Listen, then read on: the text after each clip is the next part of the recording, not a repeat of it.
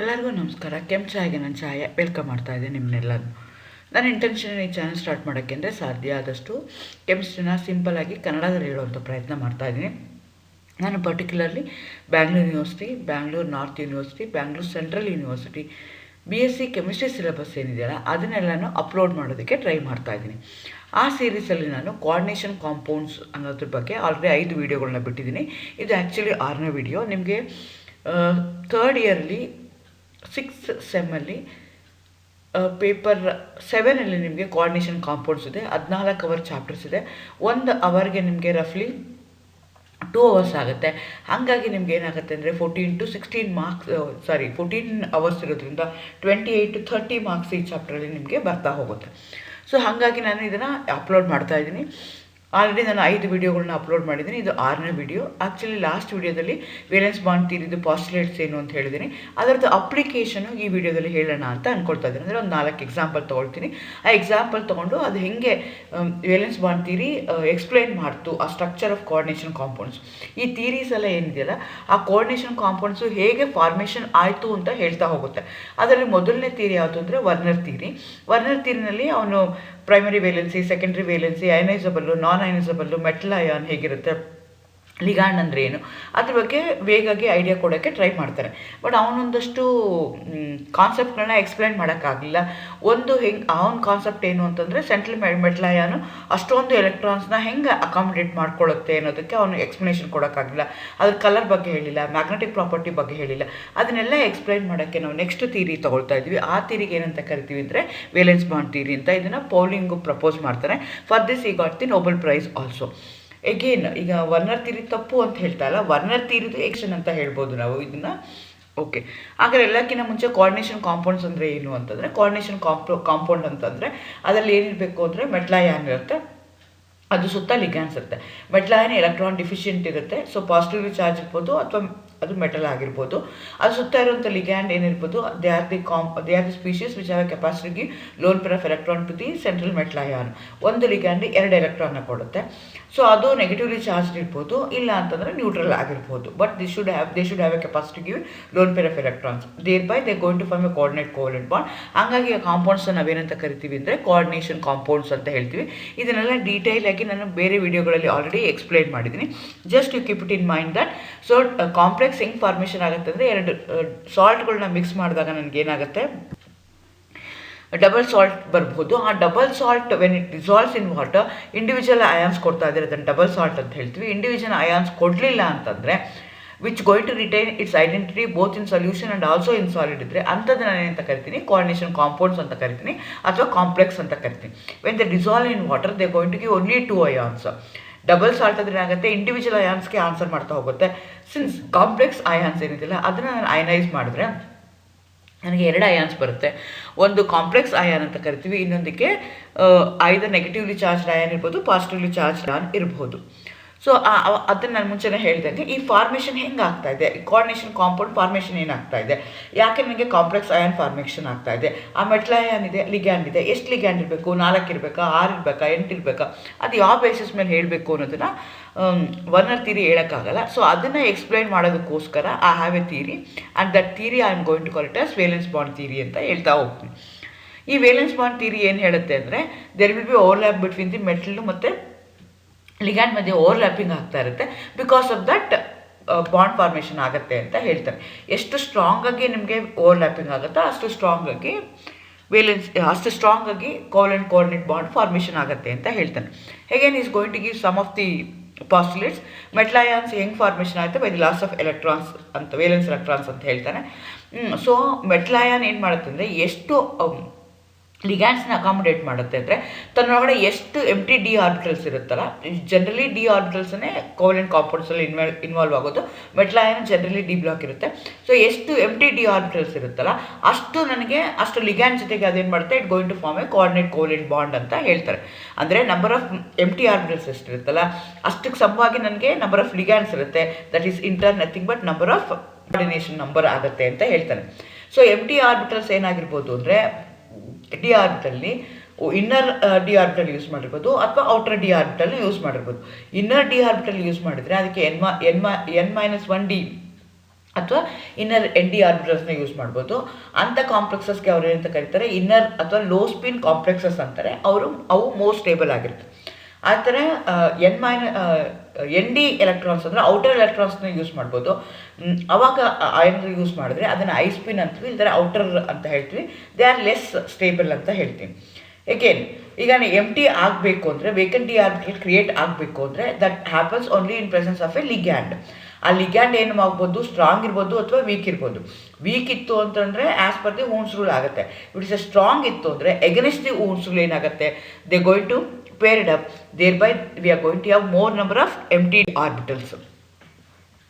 Next, ಅದು overlapping ಆದಾಗ ಅದೇ ligand should give at least one lone pair of electron to the metal ion. ಅವಾಗಷ್ಟೇ coordinate covalent bond formation ಆಗುತ್ತೆ, ಇಲ್ಲಾಂದರೆ ಆಗಲ್ಲ ಅಂತ ಹೇಳ್ತಾರೆ. ಮೆಟಲ್ ಏನಾಗಬೇಕು, it should attract, it should accept, whereas ligand should donate, ಆ ಥರ ಇರಬೇಕು ಅಂತ ಹೇಳ್ತಾರೆ. ಸೊ ಅದ್ರ ಮೇಲೆ ಜಾಮೆಟ್ರಿನೂ ಹೇಳ್ಬೋದು ಅಂತ ಹೇಳ್ತಾರೆ. So depending upon the hybrid orbitals ಎಷ್ಟಿರುತ್ತಲ್ಲ, ಯಾವ್ಯಾವ ಥರ ಹೈಬ್ರಿಡೈಸೇಷನ್ ಇದೆಯಲ್ಲ ಅದೇ ಥರ ಜಾಮೆಟ್ರಿ ಆಗುತ್ತೆ ಅಂತಲೂ ವೇಲೆನ್ಸ್ ಬಾಂಡ್ ಥಿಯರಿ ಹೇಳುತ್ತೆ. ಕಾಂಪ್ಲೆಕ್ಸಲ್ಲಿ ಅನ್ಪೇರ್ಡ್ ಎಲೆಕ್ಟ್ರಾನ್ಸ್ ಇದ್ದರೆ ಪ್ಯಾರಾಮ್ಯಾಗ್ನೆಟಿಕ್ಕು, ಇಲ್ಲ ಅಂತಂದರೆ ಡಯಾಮ್ಯಾಗ್ನೆಟಿಕ್ ಅಂತ ಹೇಳ್ತಾನೆ. ವೆರಾಸ್ ವರ್ನರ್ ಥಿಯರಿನಲ್ಲಿ ಏನಾಗುತ್ತೆ, ಕಲರ್ ಬಗ್ಗೆ ಹೇಳಿರಲಿಲ್ಲ, ಆಮೇಲೆ ಮ್ಯಾಗ್ನೆಟಿಕ್ ಪ್ರಾಪರ್ಟಿ ಬಗ್ಗೆ ಹೇಳಿರಲಿಲ್ಲ. ಮೂರನೇದು while that metal ion going to accommodate so many number of electrons ಅನ್ನೋದ್ರ ಎಕ್ಸ್ಪ್ಲನೇಷನ್ನ ಕೊಟ್ಟಿರಲಿಲ್ಲ. ಸೊ ಇಲ್ಲಿ ಕಲರ್ ಬಗ್ಗೆ ಹೇಳಿಲ್ಲ, ಮ್ಯಾಗ್ನೆಟಿಕ್ ಪ್ರಾಪರ್ಟಿನೂ ವೇಗಾಗಿ ಒಂದು ಐಡಿಯಾದಲ್ಲಿ ಹೇಳ್ತಾ ಹೋಗ್ತಾರೆ. ಎರಡನೇದೇನು ಅಂತಂದರೆ ಯಾಕೆ ಅಷ್ಟು ಅಕಾಮಿಡೇಟ್ ಮಾಡ್ಕೊಳುತ್ತೆ ಸೆಂಟ್ರಲ್ ಮೆಟಲ್. ಈಗ ಎಕ್ಸಾಂಪಲ್ಸ್ ತೊಗೊಳ್ತಾ ಹೋಗೋಣ. ನಾನೇನು ಮಾಡ್ತಾ ಇದ್ದೀನಿ ಅಂದರೆ ಪೊಟ್ಯಾಷಿಯಮ್ ಫೆರಿಸ್ ಅಯನನ್ನು ತೊಗೊಳ್ತಾ ಇದ್ದೀನಿ. ಅದು ನನಗೆ ಅಯನೈಸ್ ಆದಾಗ ನನಗೆ ಏನಾಗ್ತಾ ಹೋಗುತ್ತೆ ಅಂತಂದರೆ FeCN6 ಬರುತ್ತೆ. ಅದು ನನಗೆ ಕಾಂಪ್ಲೆಕ್ಸ್ ಅಯಾನ್ ಆಯಿತು. ಸೊ ಆ ಕಾಂಪ್ಲೆಕ್ಸ್ ಅಯಾನ್ ಫಾರ್ಮೇಷನ್ ಹೇಗಾಗ್ತಿದೆ ಅಂತ ನಾನೀಗ ತಿಳ್ಕೊಬೇಕಾಗತ್ತೆ. ಸೊ ಹಾಗಾಗಿ ನಾನು ಏನು ಮಾಡ್ತಾ ಇದ್ದೀನಿ ಅಂತಂದರೆ, ನಂದು ಸೆಂಟ್ರಲ್ ಮೆಟಲ್ ಅಯಾನ್ ಯಾವುದು, ಇಲ್ಲಿ ಐರನ್ ಇದೆ. ಸೊ ಐರನ್ದು ಎಲೆಕ್ಟ್ರಾನಿಕ್ ಕಾನ್ಫಿಗರೇಷನ್ ಬರೆದ್ರೆ 3d6 4s2 ಆಯಿತು. ಸೊ ನನಗೆ ಓನ್ಲಿ ವೇರೆನ್ಸ್ ಎಲೆಕ್ಟ್ರಾನ್ಸ್ ಮಾತ್ರ ಇಂಪಾರ್ಟೆಂಟ್ ಇದೆ. ಅದಕ್ಕೋಸ್ಕರ ನಾನು ಏನು ಮಾಡ್ತಾ ಇದ್ದೀನಿ, ಡಿ ಆರ್ಬಿಟಲ್ಸ್ ಮಾತ್ರ ಕನ್ಸಿಡರ್ ಮಾಡ್ಕೊಳ್ತಾ ಇದ್ದೀನಿ. ಸೊ ನಾನು ಎಲೆಕ್ಟ್ರಾನಿಕ್ ಕಾನ್ಫಿಗರೇಷನ್ ಬರೆದಾಗ 3Dನಲ್ಲಿ 5 D orbitals is divided into 5 components. 4s P ಇದು 3 ಕಾಂಪೊನೆಂಟ್. 3d6 ಇರೋದಕ್ಕೋಸ್ಕರ ಫಸ್ಟ್ ಎಲ್ಲ ಸಿಂಗ್ಲಿ ಪೇರ್ ಆಯಿತು, ಆಮೇಲೆ ಅದು ಡಬ್ಲಿ ಪೇರ್ ಆಯಿತು, ಆಮೇಲೆ 4s2 ಇದೆ, ಅದು ಡಬಲ್ ಆಗಿದೆ. ಪಿ ಇದೆ ಏನಿದೆ ಅದು ಎಂಟಿ ಇದೆ. ಆದರೆ ಈ ಸ್ಟೇಟಲ್ಲಿ ಏನಿದೆ ಅಂದರೆ Fe2+ ಇದೆ. It has been formed the complex ion after losing 2 electrons. ಹಾಗಾಗಿ it going to carry Fe2+. 2+ ಎಲ್ಲೂ ಹೋಯ್ತು, 2 ಎಲೆಕ್ಟ್ರಾನ್ಸ್ ಎಲ್ಲೂ ಹೋಯ್ತು ಅಂದರೆ 4s ಅಲ್ಲಿ ಹೋಯ್ತು. ಹಾಗಾಗಿ ಎಲೆಕ್ಟ್ರಾನಿಕ್ ಕಾನ್ಫಿಗರೇಷನ್ ಏನಾಗುತ್ತೆ, 3d6 4s0 ಆಗುತ್ತೆ. ಸೊ ಇದು ಏನಾಗುತ್ತೆ, in presence of a strong ligand, ಇಲ್ಲೇನಾಗ್ತಾ ಇದೆ, ಐ ಆಮ್ ಡೂಯಿಂಗ್ ದಿ ಲಿಗ್ಯಾಂಡ್ನ ಏನು ಮಾಡ್ತಾ ಇದ್ದೀನಿ, ತೊಗೊಂಡು ಬರ್ತಾ ಇದ್ದೀನಿ. Ligand is a one which have a capacity to donate electrons. ಅದು ಸ್ಟ್ರಾಂಗ್ ಇರ್ಬೋದು ಅಥವಾ ವೀಕ್ ಇರ್ಬೋದು. ಸ್ಟ್ರಾಂಗ್ ಏನಾದರೂ ಇತ್ತು ಅಂದರೆ the pairing will takes place against the Hund's rule. So actually ಏನಾಗಬೇಕಾಯ್ತು, ಎಲ್ಲ ಸಿಂಗ್ಲಿ ಪೇರ್ ಆಗಬೇಕಾಯ್ತು, ಆಮೇಲೆ ಎಲ್ಲ ಮುಗಿದ್ರೆ ನಾನು ಏನು ಮಾಡಬೇಕಾಯ್ತು, ಕಂಪ್ಲೀಟ್ ಪೇರ್ಡ್ ಆಗಬೇಕಾಗಿತ್ತು. ಆದರೆ ಇದೇನಾಗುತ್ತೆ, ಅಗೇನ್ಸ್ಟ್ ದಿ ಹಂಡ್ಸ್ ರೂಲ್ ಏನಾಗುತ್ತೆ, in order to make the empty D orbital, in order to accommodate the more number of ligands, ಏನಾಗುತ್ತೆ ಅಂದರೆ ಆ 3D ಎಲೆಕ್ಟ್ರಾನ್ಸ್ ಏನಾಗುತ್ತೆ, ಪೇರ್ಡ್ ಅಪ್ ಆಗುತ್ತೆ. Thereby I am going to have 6 empty D orbitals ಆಗುತ್ತೆ. According to VBT principle ಪ್ರಕಾರ, so postulates ಪ್ರಕಾರ ಎಷ್ಟು ನನಗೆ ವೇಕೆಂಟ್ ಡಿ ಆರ್ಬಿಟಲ್ಸ್ ಇರ್ತಲ್ಲ ಅಷ್ಟು ಲಿಗ್ಯಾಂಡ್ಸ್ ಏನು ಮಾಡ್ಬೋದು, if it has A capacity give A loan pair of electron it can accommodate so many number of ligands ಅಂತ ಹೇಳ್ತಾರೆ. ಸೊ ಹಾಗಾಗಿ ಇಲ್ಲಿ ಏನಾಯಿತು, 6 ನನಗೆ ಎಂಟಿ ಡಿ ಆರ್ಬಿಟಲ್ಸ್ ಆಯಿತು. ಆ 6 ಎಂಟಿ ಡಿ ಆರ್ಬಿಟಲ್ಸ್ ಏನಿದೆಯಲ್ಲ ಅದು 2 3D ಇಂದ ಬರ್ತಾ ಇದೆ, ಒಂದು 4s ಇಂದ ಬರ್ತಾ ಇದೆ, 3 4p ಇಂದ ಬರ್ತಾ ಇದೆ. So they undergo hybridisation. 2 D orbital, 1 S orbital, 3 P orbital. They undergo D2sp3 hybridisation. Thereby they going to get 6 D2sp3 hybrid orbitals. ಎಷ್ಟು ನಂಬರ್ ಆಫ್ ಅಟಾಮಿಕ್ ಆರ್ಬಿಟಲ್ಸ್ ಇರುತ್ತಲ್ಲ ಅಷ್ಟು ನನಗೆ ಮಾಲಿಕ್ಯುಲರ್ ಆರ್ಬಿಟಲ್ ಬರುತ್ತೆ. ಸೊ ನನಗೆ ಇಲ್ಲಿ ಎಷ್ಟು ಅಟಾಮಿಕ್ ಆರ್ಬಿಟಲ್ಸ್ ಯೂಸ್ ಮಾಡ್ತಾ ಇದ್ದೀನಿ, ಡಿದು 2, ಎಸ್ದು 1, ಪಿದು 3, ಟೋಟಲಿ 6 ಅಟಾಮಿಕ್ ಆರ್ಬಿಟಲ್ಸ್ ಇರೋದಕ್ಕೋಸ್ಕರ ಹೈಬ್ರಿಡ್ ಆರ್ಬಿಟಲ್ಸ್ ಎಷ್ಟಾಗುತ್ತೆ ಅಂದರೆ 6 ಹೈಬ್ರಿಡ್ ಆರ್ಬಿಟಲ್ ಆಗುತ್ತೆ. ಹಾಗಾಗಿ 6 D2sp3 ಹೈಬ್ರಿಡ್ ಆರ್ಬಿಟಲ್ಸ್ ನಿಮಗೆ ಬರ್ತಾ ಹೋಗುತ್ತೆ.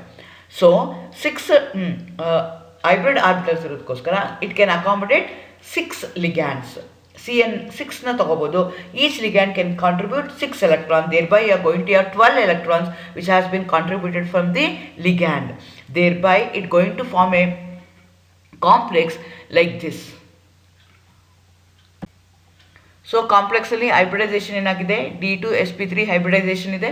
Since inner D orbitals are involved, not the outer, inner d orbital ಆಗಿರೋದಕ್ಕೋಸ್ಕರ ಅದನ್ನು ಇನ್ನರ್ ಆರ್ಬಿಟಲ್ ಕಾಂಪ್ಲೆಕ್ಸ್ ಅಂತ ಹೇಳ್ತೀವಿ. ಜಾಮಿಟ್ರಿ ಏನಂತಂದರೆ D2sp3 ಆಯಿತು ಅಂದರೆ ಅದು ಆಕ್ಟಾಹೆಡ್ರಲ್ ಇರುತ್ತೆ, ಹಂಗಾಗಿ ಇದು ಆಕ್ಟಾಹೆಡ್ರಲ್ ಆಯಿತು. ಸೊ ಎಲೆಕ್ಟ್ರಾನಿಕ್ ಕಾನ್ಫಿಗರೇಷನ್ ತೊಗೊಂಡ್ರೆ ಯಾವುದು ಅನ್ಪೇರ್ಡ್ ಇಲ್ಲ, ಎಲ್ಲನೂ ಪೇರ್ಡ್ ಇದೆ, ಹಾಗಾಗಿ ಇದನ್ನು ಏನಂತ ಕರಿತೀನಿ, ಡಯಾಮ್ಯಾಗ್ನೆಟಿಕ್ ಅಂತ ಹೇಳ್ತೀನಿ. So postulates of postulates of VBT-ದಲ್ಲಿ ಏನೇನು ಹೇಳ್ತಲ್ಲ ಅದನ್ನು ಅಪ್ಲೈ ಮಾಡಿ ಇದು ಇನ್ನರ್ ಕಾಂಪ್ಲೆಕ್ಸಾ ಔಟರ್ ಕಾಂಪ್ಲೆಕ್ಸಾ, ಜಾಮಿಟ್ರಿ ಏನಾಗಿದೆ ಅದು ಡಯಾಮ್ಯಾಗ್ನೆಟಿಕ್ಕಾ ಪ್ಯಾರಾಮ್ಯಾಗ್ನೆಟಿಕ್ಕಾ, ಯಾಕದು ಅಷ್ಟೊಂದು ನಂಬರ್ ಆಫ್ ಎಲೆಕ್ಟ್ರಾನ್ಸ್ನ ಅಕಾಮಿಡೇಟ್ ಮಾಡ್ಕೊಳ್ಳುತ್ತೆ ಅನ್ನೋದನ್ನ ಎಕ್ಸ್ಪ್ಲೇನ್ ಮಾಡೋದಕ್ಕೋಸ್ಕರ ಈ ಎಕ್ಸಾಂಪಲ್ ನಾನು ತೊಗೊಂಡಿದ್ದೀನಿ. ಅದೇ ರೀತಿ ಇನ್ನೊಂದು ತೊಗೊಳ್ಳೋಣ, ಕೊಬಾಲ್ಟ್ ಅಮೋನಿಯಂ 6 3+. ಇದು ಅಯನೈಸ್ ಮಾಡಿದಾಗ ನನಗೆ ಕಾಂಪ್ಲೆಕ್ಸ್ ಅಯನ್ ಬಂದಿದೆ. ನನಗೆ ಸೆಂಟ್ರಲ್ ಮೆಟಲ್ ಆಟಮ್ ಏನಿದೆ, ಕೊಬಾಲ್ಟ್ ಇದೆ. ಕೊಬಾಲ್ಟ್ ಎಲೆಕ್ಟ್ರಾನಿಕ್ ಕಾನ್ಫಿಗರೇಷನ್ ತೊಗೊಂಡ್ರೆ 3d7 4s2 ಇದೆ. ಅಲ್ಲಿ ಹೇಗೆ ಬರ್ದನಲ್ಲ ಅದೇ ಥರ ಇದೆ. ಸೊ ಕೊಬಾಲ್ಟ್ ಏನು ಮಾಡ್ತಾ ಇದೆ, ಇಲ್ಲಿ 3+ ಸ್ಟೇಟಲ್ಲಿದೆ, ಯಾಕಂದರೆ ammonia is A neutral ligand, ಹಾಗಾಗಿ ಇದು 3+ ಸ್ಟೇಟಲ್ಲಿದೆ. 3+ ಸ್ಟೇಟಲ್ಲಿದೆ ಅಂದರೆ ಇಟ್ ಹ್ಯಾಸ್ ಲಾಸ್ಟ್ 3 ಎಲೆಕ್ಟ್ರಾನ್ಸ್. ಎಲ್ಲಿ 3 ಎಲೆಕ್ಟ್ರಾನ್ಸ್ನ ತೊಗೊಂಡಿದೆ, ಒಂದು 4s ಅಲ್ಲಿ 2 ಎಲೆಕ್ಟ್ರಾನ್ಸ್ ಹೋಗಿದೆ, D-ನಲ್ಲಿ 1 ಎಲೆಕ್ಟ್ರಾನ್ ಆಗಿದೆ, 2 ಹೋಗಿದೆ, ಒಟ್ಟು ಆಲ್ಟುಗೆದರ್ ಏನಾಗಿದೆ 3 ಎಲೆಕ್ಟ್ರಾನ್ ಲಾಸ್ ಮಾಡ್ಕೊಂಡಿದೆ. ಹಾಗಾಗಿ ಅದರದ್ದು ಎಲೆಕ್ಟ್ರಾನಿಕ್ ಕಾನ್ಫಿಗರೇಷನ್ ಏನಾಗುತ್ತೆ ಅಂದರೆ 3d6 4s0 ಆಗುತ್ತೆ, ಅದು 1 ಎಲೆಕ್ಟ್ರಾನ್ ಹೋಯಿತು. ಇಲ್ಲೇನಾಗ್ತಾ ಇದೆ, in presence of a strong ligand, again ammonia is also a strong ligand, against the Hund's rule ಏನಾಗುತ್ತೆ, ಅಲ್ಲಿ ಪೇರಿಂಗ್ ಅಪ್ ಆಗುತ್ತೆ. Thereby I am going to have 6 vacant d orbital. As in the previous ಕೇಸಲ್ಲಿ ಹೇಗಾಯ್ತಲ್ಲ ಅದೇ ರೀತಿಯೂ ಇಲ್ಲೂ ಆಗ್ತಾ ಇದೆ. ನಾನು ಎಲ್ಲನೂ ಏನು ಮಾಡ್ತಾ ಇದ್ದೀನಿ, ಆಕ್ಟಾಹೆಡ್ರಲ್ ಜಾಮ್ ಇರುವಂಥ ಎಕ್ಸಾಂಪಲ್ಸ್ನ ತೊಗೊಳ್ತಾ ಇದ್ದೀನಿ. ಅವಾಗ ಏನಾಗ್ತಾ ಇದೆ, 3D ಇದೆ, 4s ಇದೆ ಮತ್ತು 4p ಇದೆ. ಸೊ ಅವೆಲ್ಲ ಏನಾಗ್ತಾ ಇದೆ, ಅಕಾಮಿಡೇಟ್ ಆಗ್ತಾ ಇದೆ. D-ಇಂದ 2 ಆರ್ಬಿಟಲ್ಲು, S-ಇಂದ 1, P-ಇಂದ 3 ಆಗೋದಕ್ಕೋಸ್ಕರ ಇದನ್ನು D2sp3 ಅಂತ ಹೇಳ್ತೀನಿ. ಹೈಬ್ರಿಡೈಸೇಷನ್ ಆಗಿಬಿಟ್ಟು ನನಗೆ 6 D2sp3 ಹೈಬ್ರಿಡ್ ಆರ್ಬಿಟಲ್ಸು ಬರ್ತಾ ಹೋಗುತ್ತೆ. So exactly electronic configuration of that complex ion ಏನಾಗುತ್ತೆ ಅಂತಂದರೆ, so it going to ammonia going to give 12 electron. ಹಾಗಾಗಿ ಏನಾಗುತ್ತೆ ಅಂದರೆ you are going to have 12 ligands around the cobalt metal ion. So ಹಾಗಾಗಿ ಈ complex ಏನಾಗುತ್ತೆ ಅಂದರೆ D2sp3 ಹೈಬ್ರಿಡೈಸೇಷನ್ ಇದೆ. Since inner D orbitals are involved, this is called as inner orbital complex ಅಂತ ಹೇಳ್ತೀವಿ. Geometry again it based on hybridisation octahedral ಆಗುತ್ತೆ. It doesn't contain any unpaired electron, ಹಾಗಾಗಿ ಇದೇನಾಗುತ್ತೆ diamagnetic ಆಗುತ್ತೆ ನೇಚರಲ್ಲಿ. ಅದೇ ರೀತಿ ಇನ್ನೊಂದು ಎಕ್ಸಾಂಪಲ್ ತೊಗೊಳ್ಳೋಣ, ಥರ್ಡ್ ಎಕ್ಸಾಂಪಲು. ಇದನ್ನು ನಿಮಗೆ ಆಕ್ಟಾಹೆಡ್ರಲ್ಲೇ ಇದೆ. COFe6 3- ಇದೆ. ನಾನು ಬರೀ ಕಾಂಪ್ಲೆಕ್ಸ್ ಅಯಾನ್ಸ್ ತೊಗೊಳ್ತಾ ಇದ್ದೀನಿ. Cobalt again central metal ion, configuration ಆಗುತ್ತೆ 3d7 4s2 ಆಗುತ್ತೆ. ಆ ಥರ ಬರ್ದು I am interested only the valence ಎಲೆಕ್ಟ್ರಾನ್ಸ್ನ ತೊಗೊಳ್ತೀನಿ. ಸೊ ಇದೇನಾಗ್ತಾ ಇದೆ, ಅದರದ್ದು ಕನ್ಸಿಡರ್ ಮಾಡಿದ್ರೆ ನನಗೆ ಏನಾಗ್ತಾ ಇದೆ, 3D CO ಮೇಲೆ ಕೋಬಾಲ್ಟ್ ಮೇಲೆ ಏನಾಗಿದೆ 3+ ಇದೆ ಎಲೆಕ್ಟ್ರಾನಿಕ್ ಕಾನ್ಫಿಗರೇಷನ್ನು, ಹಾಗಾಗಿ ಏನಾಗುತ್ತೆ 3d6 4s0 ಆಗುತ್ತೆ. ಸೊ ಎಲ್ಲೂ ಹೋಗುತ್ತೆ ಎಲೆಕ್ಟ್ರಾನ್ಸ್ ಅಂತಂದರೆ S ಆರ್ಬಿಟಲಿಂದ 2 ಹೋಗುತ್ತೆ, D ಆರ್ಬಿಟಲಿಂದ 1 ಹೋಗುತ್ತೆ.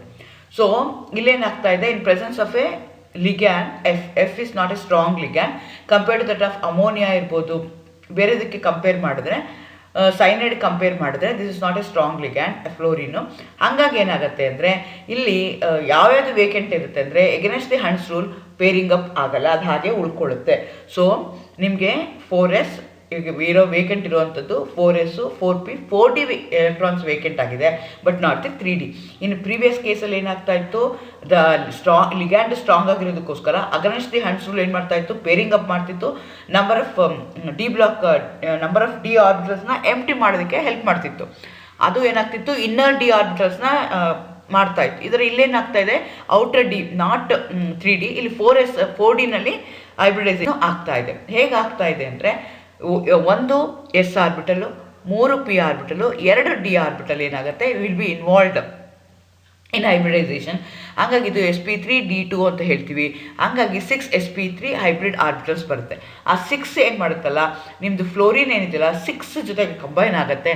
ಹಾಗಾಗಿ it going to give 12 electrons. Thereby I am going to have the complex going to have the hybridisation sp3d2. ನಾನು d2ನ ಮುಂಚೆ ಬರೆಯಲ್ಲ, d2ನ ಕೊನೆಗೆ ಬರಿತೀನಿ. ಯಾಕೆಂದರೆ that is not the inner orbital, it's in outer orbital. Inner ಆಯಿತು ಅಂದರೆ ಮುಂಚೆ ಬರಿತೀನಿ, ಔಟರ್ ಆಯಿತು ಅಂದರೆ ಆಮೇಲೆ ಬರಿತೀನಿ.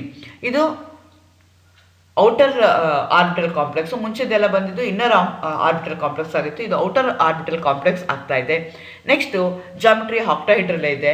Since it going to have the unpaired electron, 4 unpaired electrons ಇರೋದಕ್ಕೋಸ್ಕರ ಇದನ್ನು ಏನಂತ ಕರಿತೀನಿ, ಪ್ಯಾರಾಮ್ಯಾಗ್ನೆಟಿಕ್ ಅಂತ ಕರಿತೀನಿ.